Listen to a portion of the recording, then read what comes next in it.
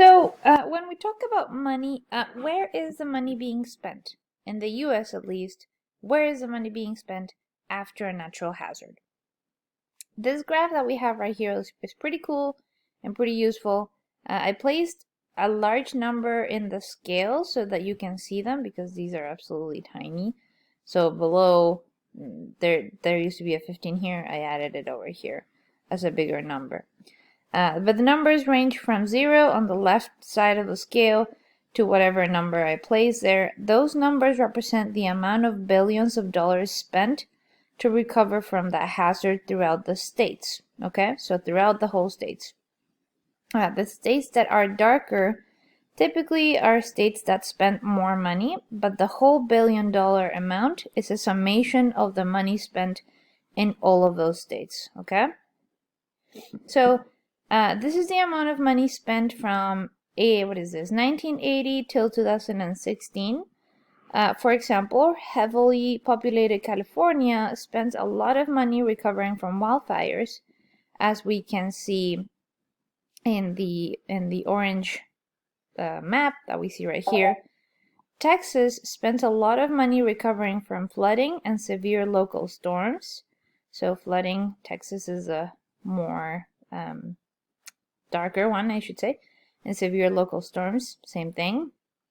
And here in Idaho, we spend most of our money in wildfires, a little bit on flooding. Where is flooding? Sorry, I'm lost here. Yeah, large chunk in drought and heat waves, as we're seeing right here. And then the rest of the hazards we don't spend a whole lot of money on. So again, this graph is also somewhat intuitive if we consider where specific hazards typically occur, and if we consider the population density combined with those hazards. So for example, we know that sure, Montana and the Dakotas get a fair amount of flooding, but because the population is relatively small in those areas, then not a whole lot of money goes into relieving them compared to, say, the amount of money that goes into relieving Texas and Louisiana, so on and so forth. Oh, and Oklahoma too. Okay, so now let's consider the rest of the world. From the graphs that you're seeing here below, we see that worldwide, storms and floods are the most common disasters. So again, those are the two kind of darker blue colors that we have. Those are the most common disasters that we have in the world. And this may be due to the location where humans tend to settle, right?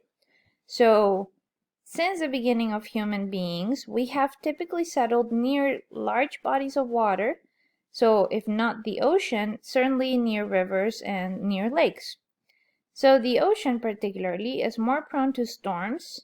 So all the people that are living in coastal areas will therefore be more likely to, be more susceptible to storms and their effects. The amount of people that are living currently in coastal areas is a hard number to find because coastal areas is a hard definition, apparently. So some people consider coastal areas to be the whole city that might be situated there, but some others just consider to be the first 5 kilometers from the coast. Some others just the first kilometer, some others the first 20 kilometers, so on and so forth. So definition of coastal area is a hard one to find, and so the amount of people that live in coastal areas is a hard number to find. But from what we know, a very large percentage, about 15% or so, live in what I would consider a coastal area. So that would be an area that is under 20 meters of the mean sea level near the ocean. Okay, so again, that's 20 meters under the mean sea level, or over the mean sea level, I should say. And the fact that so many people live near bodies of water also makes them more prone to flooding events. So like the one that happened here in Inigo, for example, in 2017, right? We don't live in the ocean, but we do live near a body of water, in this case being the Boise River. And so we, therefore, are more susceptible to flooding events. All right, so the graph that we have right here shows us which continent experiences the most disasters. And we can see that Asia leads the count by far, followed by the Americas. Again, here it may be due to the number of people living in the specific continent, along with the different hazards that can happen there. Asia, as you might know, having over 2 billion people just in China and India, so probably having a lot more, closer to, I think, 30 to 50% of the population worldwide. Overall, the continent is very heavily populated, and it is prone to tropical cyclones and to heavy storms, like the one that they saw in 2020, that cyclone that happened in Bangladesh and India in May, or I think it was May, for example. They're also prone to flooding, to landsliding as a consequence of these heavy storms that they see, and they are prone to seismic activity and subsequent tsunamis, mostly near the Pacific Ocean. They're also prone to some volcanic activity in those same areas, for example, near Indonesia or in Indonesia and in Japan. And the earthquakes or the seismic activity and the volcanic activity mostly have to do with their tectonic location, the tectonic boundaries that Asia is encountering right now, and we'll cover that in chapter 2. So when we compare the amount of disasters seen in the Americas, for example, versus Europe, which both of those continents have similar amounts of people, we see that the Americas experience nearly twice as many disasters as Europe does. So in this case, it's partly because of the greater amount of third world countries that the Americas have versus Europe. So oftentimes, third world countries will lack the infrastructure to withstand natural hazards, but it also has to do with the geographical extent of both of those continents, with the Americas being much larger combined than Europe and experiencing a lot more seismic activity, volcanic activity, and overall more severe weather than Europe does. So the geographical extent and location also plays a huge role as to why the Americas see so many more disasters than Europe does, even though they both have the same amount of people or so. Again, all of these have to do also with the tectonic setting under which the two different continents lie, and in turn, this will influence greatly into the weather patterns that they both see. All right, so how do humans play into all of this that we've been looking at so far? How do we influence natural hazards that will later become disasters and catastrophes? What is our input into this? So I'm not necessarily, when I ask this, I'm not necessarily asking about how we have an effect on, say, volcanic activity, or even on our effect on global climate, which has a great effect on atmospheric processes and hence some natural hazards that we see due to this. When I am asking about what our influence is over natural hazards, I'm really more like referring to something more simple. So it's more about how do we interact with these processes that will later on lead us to experience a disaster or a catastrophe. So if we take a look at the graph on the left, you see that the x-axis are years from 1960 to 2010, and then that the y-axis are the number of disasters that were experienced. And we see that the trend line that we have right here, the dashed line, has certainly been increasing since 1960, right? So this is not saying that there have been more natural hazards or natural processes specifically. It's only saying that more natural disasters have been seen, which means that perhaps it's increasing so rapidly because we have been able to experience hazards more. So again, it's not that there have been more hazards, but rather that we have been able to experience them more than we did before.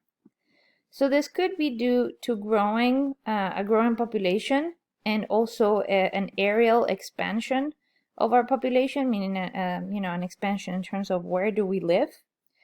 And it also means perhaps that we are more economically well off than we used to be in 1960 overall. And this is not just in the US, but overall in the world, the population is better economically suited.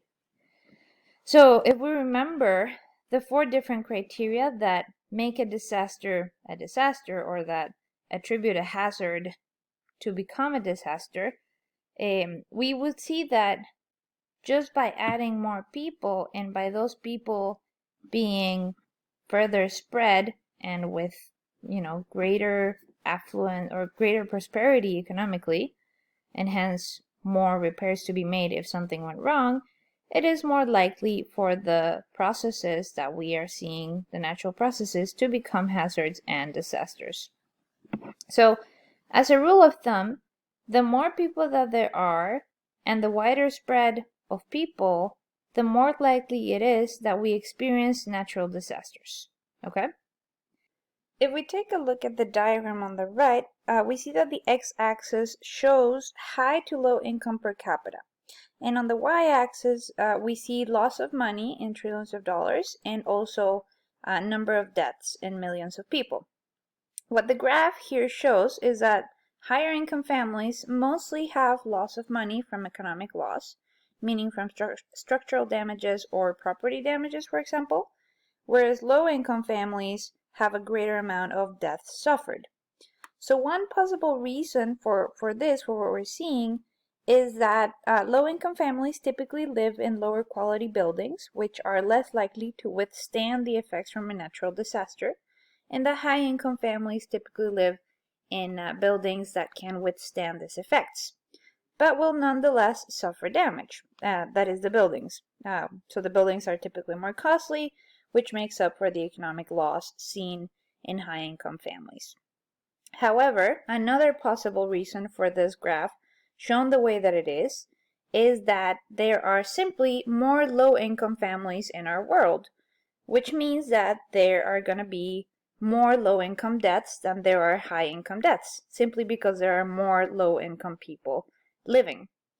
And that the economic loss is so great for high-income families because they simply own more things than do the lower income families. So the economic loss is great for them because they simply have more things. So it could be a combination of both of those possibilities, but those are the main 2 ways in which I interpret the graph. All right, so different natural hazards happen in different locations, as we have seen in the past few slides, right? What drives these hazards to a specific location where they occur are a set of cycles that control where these natural processes take place. So, namely, those cycles that control it are the tectonic cycle, the rock cycle, the hydrologic cycle, and the biogeochemical cycle. So we'll look at each of these in a little bit more detail over the next few slides, but overall, these cycles take rock, they take water, minerals, elements, and any biodiversity within the earth, and together they are able to circulate these things, so rock, tectonic plates, water, and different biogeochemical products, in the atmosphere. They will circulate it throughout the surface and the geosphere and the hydrosphere and the atmosphere and the biosphere. These are all things that we'll look at. And also they'll be able to incorporate it or circulate it deep within the earth. So this circulation of the material is overall responsible for the natural processes that are taking place on this earth. Processes that, again, combined with human presence and our influence on the planet, will cause the natural hazards, disasters, and catastrophes. So, just a fair warning that each of these cycles is incredibly complex, and it is a subject matter on its own. So I'll only be going through them in very small detail, and I'll be going through them fast. So again, I'm not covering as much as I would like to for each of them, but if you are curious, definitely let me know, or read further in your book, although I say most of what your book says, if not more, or ask me for different references, and I'm happy to give them to you if you're curious about one or more of these cycles specifically. Also, remember that I will continue to touch on these cycles as the course goes along, so having an understanding of them is very important right now.